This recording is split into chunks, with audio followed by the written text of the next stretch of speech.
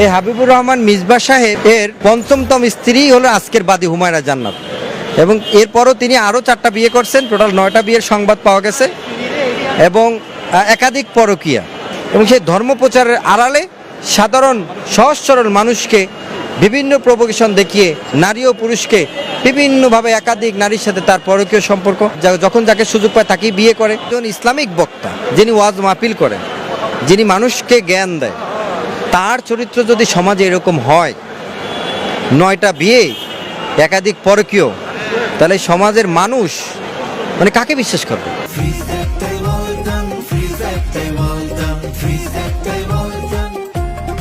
একজন অসহায় নারীর পক্ষে আমরা আদালতে আসছি আইনজীবী হিসেবে। তো যিনি আজকে মামলার বাদী ছিল হুমায়রা জান্নাত, এবং আসামির নাম হলো হাবিবুর রহমান মিসবাহ। তো এই হাবিবুর রহমান মিসবাহ সাহেবের বিরুদ্ধে যে অভিযোগটা, তিনি একজন ইসলামী স্কলারশিপ, এটা আমরা অনেকেই জানি, মানে ইসলামিক ধর্মীয় প্রচারক, ধর্মীয় জ্ঞান দেয় মানুষকে, একজন বক্তা, এই বিভিন্ন ওয়াজ মাহফিল করেন। সো এই ওয়াজ মাহফিলের সূত্র ধরে আজকের যিনি বাদী, তার সাথে তার পরিচয় হয়, মানে তিনি ইউটিউব এবং ফেসবুকে ওয়াজ মাহফিল দেখে তার সাথে ফেসবুকে যোগাযোগের মাধ্যমে পরিচয়ের সূত্র ধরে হাবিবুর রহমান মিসবাহ তাকে তার যাত্রাবাড়ির বাসায় নেয়, এবং তার সাথে বিবাহের আগেই শারীরিক সম্পর্ক করেন, পরবর্তীতে তাকে বিবাহ করেন, এবং তাদের সংসারে একটি বাচ্চা আছেন। এবং আশ্চর্যের বিষয় আপনারা জানবেন, যেটা মামলার অভিযোগে যা বলা আছে, মামলার অভিযোগটা তো মূলত যৌতুকের মামলা, যৌতুকের 3 ধারায় মামলা ফাইল করা হয়েছে, কিন্তু অভিযোগের ঘটনায় যেটা বলা আছে, এই হাবিবুর রহমান মিসবাহ সাহেব এর পঞ্চমতম স্ত্রী হলো আজকের বাদী হুমায়রা জান্নাত, এবং এরপরও তিনি আরও 4টা বিয়ে করছেন, টোটাল 9টা বিয়ের সংবাদ পাওয়া গেছে, এবং একাধিক পরকীয়া। অর্থাৎ এই হাবিবুর রহমান মিসবাহ সাহেব, যা দেখলাম আর কি, আমি বাদিনীর সাথে কথা বলে বাদিনীর অভিযোগ মতে, যে তিনি এই ইসলামিক বক্তা বা বক্তৃতা ওয়াজ মাহফিলের আড়ালে মানুষের সাথে একটা ভালো মানুষ দেখিয়ে, মানে মুখোশধারী দেখিয়ে এই মানুষ, সাধারণ মানুষ, সহজ সরল মানুষগুলো, সহজ সরল মেয়েগুলো, সহজ সরল মহিলারা, তারা এই তার ওয়াজ মাহফিলের একটা বক্ত হয়ে যায় বা প্রেমে পড়ে যায় তার সুন্দর কথায়। যেহেতু সে ইসলামিক স্কলারশিপ, ইসলামিক কথা, তো আমরা যেহেতু ধর্মপ্রিয় প্রাণ মুসলিম, আমরা ধর্মের কথা শুনতে খুবই আন্তরিক, আমার ধর্মের প্রতি আমাদের আন্তরিকতা থাকবে, এটাই স্বাভাবিক।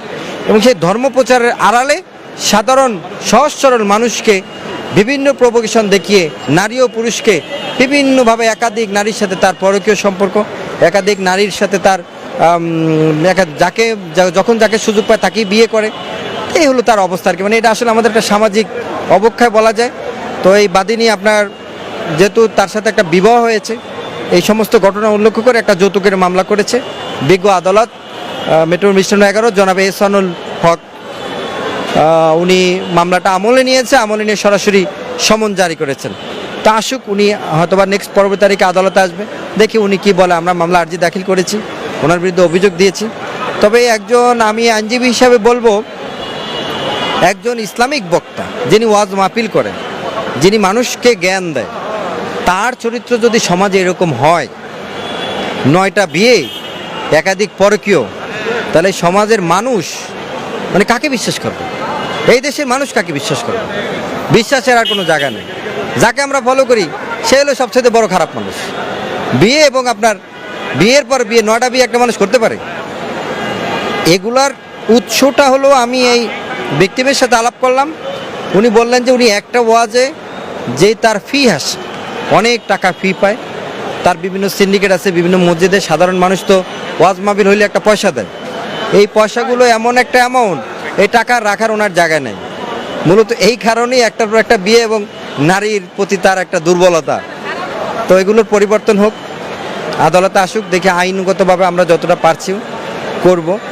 আর উনি যেহেতু কাবিন করে নাই, তো পরবর্তীতে আমরা যেহেতু বাচ্চা আছে, আমরা দর্শনের মামলা দেওয়ার চিন্তা করছি। দেখা যাক, আমার ভিকটিমের সাথে সলাপরামর্শ সঙ্গে, তার আত্মীয়ের সাথে সলাপরামর্শ করে পরবর্তীতে আমরা আগাবো বিষয়টা নিয়ে। এভাবেই কোটি কোটি মানুষের ঘরে দেশ জুড়ে ফ্রিজ একটাই, ওয়ালটন।